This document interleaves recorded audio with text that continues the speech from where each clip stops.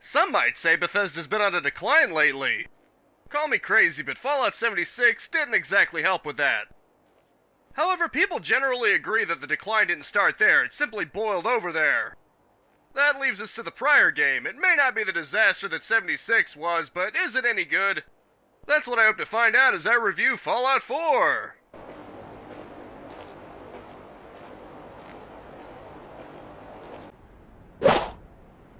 This is going to be a pretty bittersweet review for me, to say the least. I'll start out by saying in terms of gameplay, it's a very fun first-person shooter and I had a lot of enjoyment with it. However, it overall is very lacking as a Fallout game. I'll start by making a comparison to Fallout New Vegas, something I'm going to be doing at least a few times in this review. That game has aged shooting mechanics and very aged graphics. Both can be modded but has excellent writing and good RPG mechanics. Fallout 4 is basically the exact opposite of that. The shooting very clearly got a boost, being better than ever, but in exchange the writing is very shallow and the RPG mechanics very shallowed. Let me break it down and I'll tell the differences, what I liked and what I definitely did not like.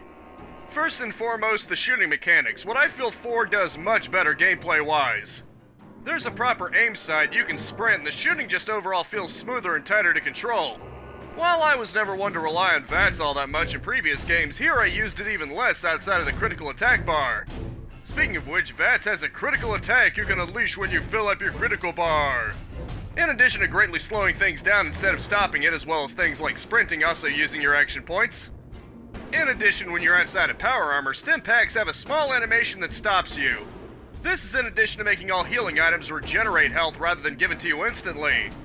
This can be frustrating if you're right on the wire, but to its credit it actually adds challenge and means you can't just rely on pausing the game and healing back to full, so basically hoarding healing items. The regeneration rate at least is usually generous enough that I can make it out alive unless I'm stupid and wait until it's critical, which I often do. Another nice thing is you can favorite items, which I of course immediately map to the numbers Doom style. If pressing 3 doesn't whip out a shotgun, I'm doing something wrong. On the subject of power armor, this is most likely the crowning jewel change to Fallout 4, at least in terms of combat. Bethesda certainly wants you to know about it, given you get a set early on while aiding the Minutemen, and along with a minigun, rip a Deathclaw to shreds with it.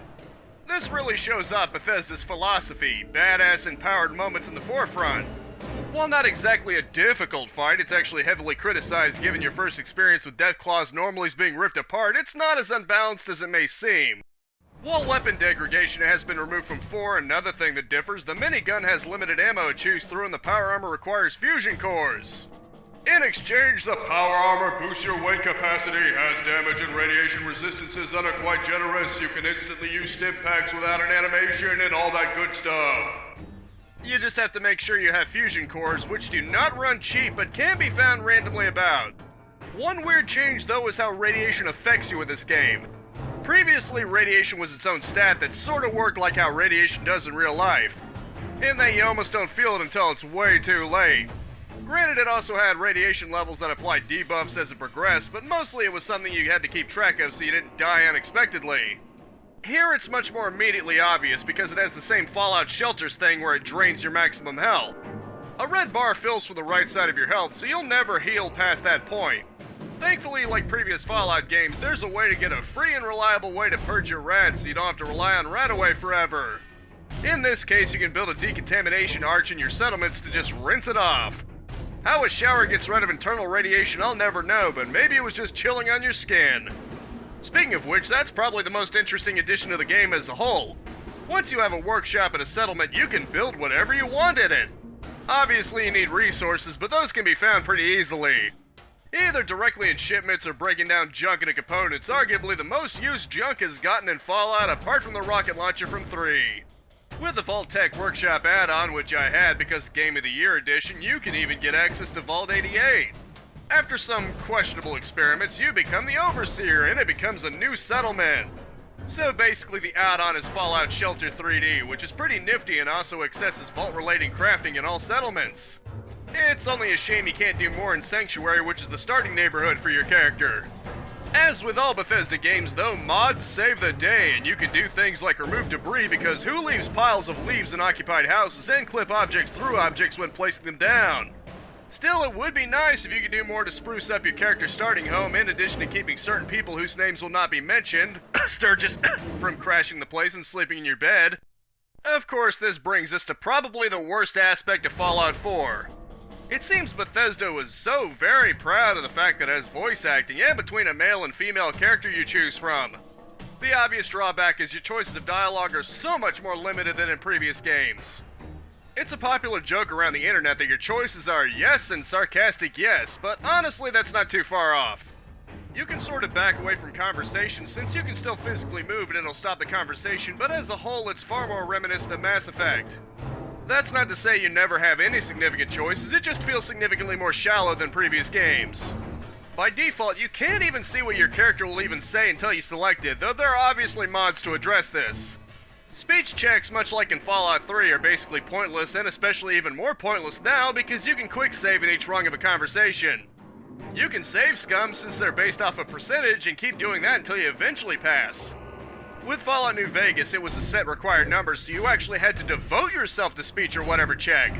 But then, since skill points were removed entirely, there's very little accounting for that anyway outside of charisma. Instead, with each level, you can either choose to get a perk or raise one of your special stats. In other words, your starting special stats aren't as special as in previous games, if you'll pardon the pun. Granted, some of the perks are actually pretty nice, such as one that lets you breathe underwater while not incurring radiation, turning you amphibious. Only a shame the power armor makes you sink like a stone, which kinda bums out the whole thing. Although walking along the seafloor actually somewhat reminds me of Metroid Prime, so points for that I guess. Some perks affect weapon, armor, etc. modding, which by the way is a thing. Some are more expected, like hacking higher level terminals or picking higher level locks. Ultimately, the gameplay is fairly disappointing. It's a shame because the gameplay clearly wasn't made lazily. Though refusing to ever upgrade the engine has slowly eroded things with bugs, it's pretty clear that there's a very solid game here. The problem ultimately is that it just doesn't feel too much like a proper Fallout game. On a basic level it's there, but it feels less RPG and more shooter-centric. While you have ways of handling situations such as sneaking and hacking and the like, it just feels shallow in that regard. I still had a lot of fun with it, and if you go in expecting more of an open-world shooter, a ton of fun can be had there. I played through the whole thing and all the DLC since I got the Game of the Year edition, so obviously I saw something I really enjoyed there. Of course, while it has very solid gameplay, what's coming next will be where it got hit the hardest compared to New Vegas. Yep, as expected, Bethesda's Achilles heel in my opinion is the story. That's not to say the story is terribly done either. Much like the gameplay, there's a very solid story there, it just doesn't feel like you're in enough control over it. It has a lot of the shortcomings of 3, especially compared to New Vegas.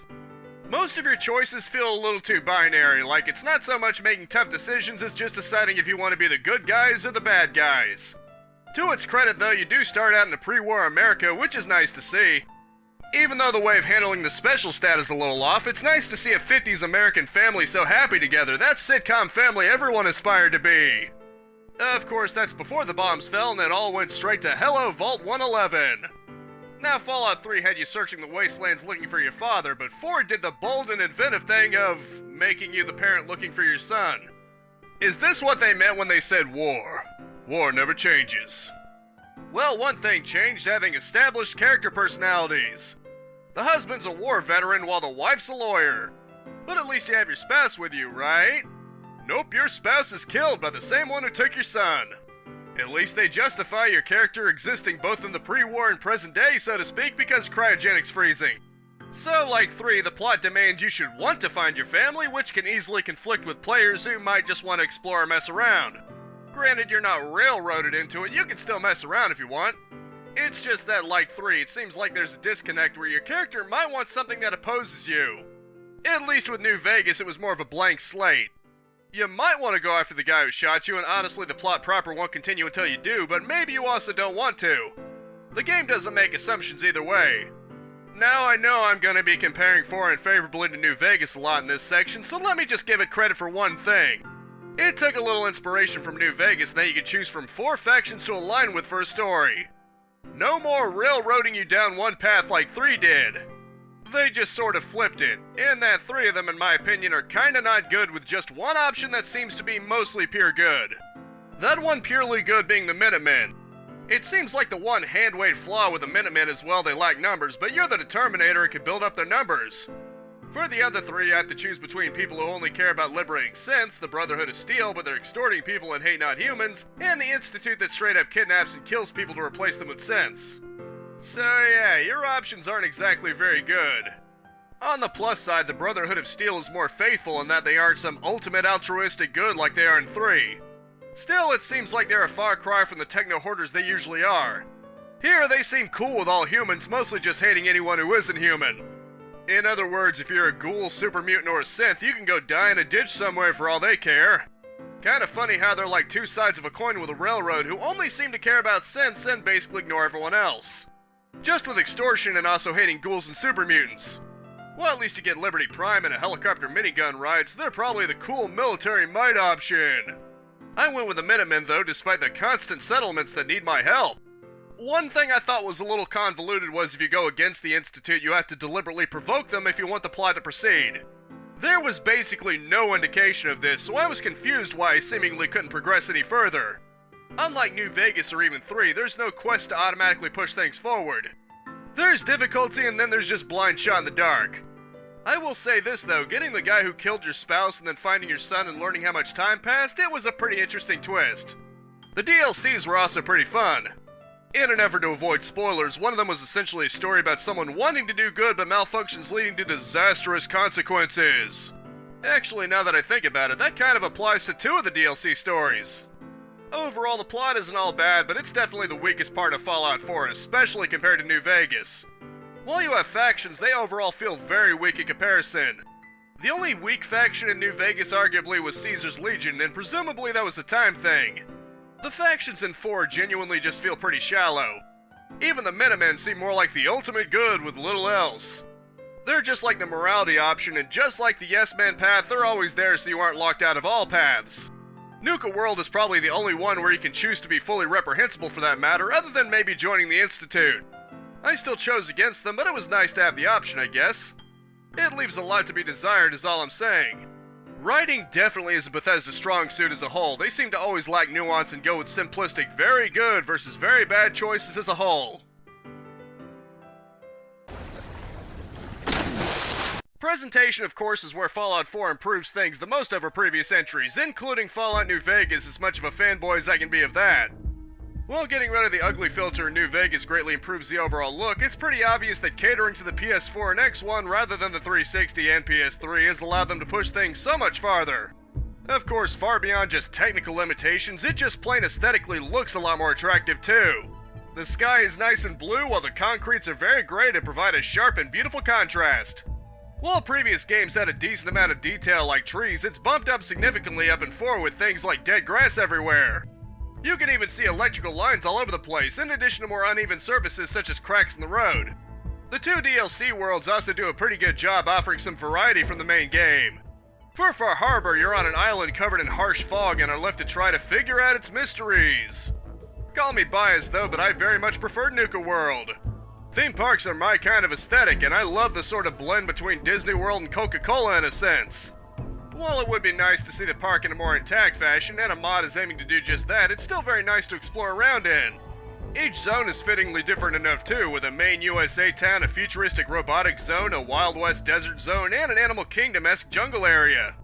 Of course, that's not even counting things like the power plant Nuka-Cola factory that doubles as a Jungle Cruise-style waterboat ride. Basically, I've very much enjoyed myself in Nuka World, especially from an aesthetic standpoint. Perhaps the biggest change, though, is to the lighting system. While 3 in New Vegas had characters casting shadows, the overall world looked very full bright. While foliage understandably still doesn't cast shadows, just about everything else now does. It really makes a difference when you're going from 3's relatively all bright environments to suddenly objects like houses and cars casting shadows. Things like better specular highlights, especially reflection maps like on computer screens, really do a lot to make the world feel more alive. This extends into other post-processing effects too, such as explosions being brighter with bloom and producing a lens flare kind of effect. Something amazing also happened with the human faces. They actually look, dare I say it, like they could be actual people. The animations are also much better, although the facial expressions aren't always perfect. When you meet Piper, she has this seriously creepy looking grin on her face. I'm assuming she wasn't intended to look like someone who will kill you in your sleep, so they could have used a bit more polish on that. Still, it's a very big improvement. You get plenty of chances to admire them too, because conversation will actually flip through cinematic angles this time. As mentioned before, you can break out of conversations by walking away, so it's not like you're locked there. It does make it feel a lot more dynamic though. Audio is likewise pretty good. Though I had DDLC music playing over the radio because Monika roleplay, the music when radio isn't playing sounds fine. Naturally, by default, Diamond City Radio also has the 50 songs you'd expect, and Atom Bomb Baby is a very catchy song. The DJ isn't nearly as charming as Three Dog or even Mr. New Vegas, but he's fun in an awkward kind of way. In a series first, your main character has voice acting. Unfortunately, this limits your choice of dialogue as I mentioned in gameplay, but it's still pretty nice hearing your character speak back. Some of the sarcastic choices are also admittedly pretty funny, like the fetch the brain shtick. Other voices are fine for what they are. You know the deal, sound effects are there. Honestly, I don't know why I bother having a sound effects section. I should just not bring it up unless it's noteworthy. Anyway, presentation is where Fallout 4 obviously shines the brightest over 3 in New Vegas. The graphical quality received a very big boost and voice acting is still pretty good. It's obvious that Bethesda didn't just twiddle their thumbs, they actually put in the effort to make a game that looks quite good. If nothing else, it's proof that you can have a destroyed wasteland that doesn't look completely aesthetically ugly. Starfield looks to be even better in that department, so at least that's one aspect Bethesda is doing very well in.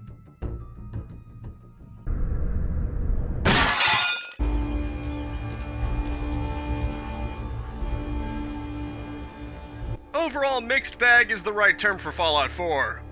As a Fallout game, it misses the mark in many significant ways, but as a Wasteland survivor, I enjoyed it. Graphics and shooting mechanics are where Fallout 4 shines the most, really. I grew up on classic shooters, so maybe that's one reason I have a bit of a soft spot for the game as a whole.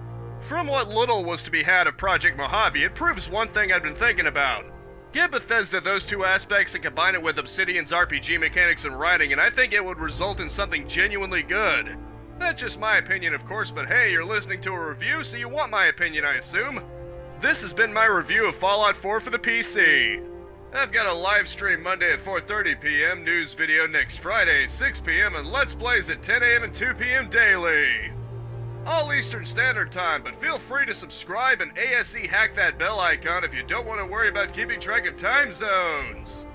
A like and comment are always appreciated, but I just hope you genuinely enjoyed yourself. Now that is it for now. Thank you so much for tuning in with me. This week's epic freebie until next Thursday is a 2-for-1 special.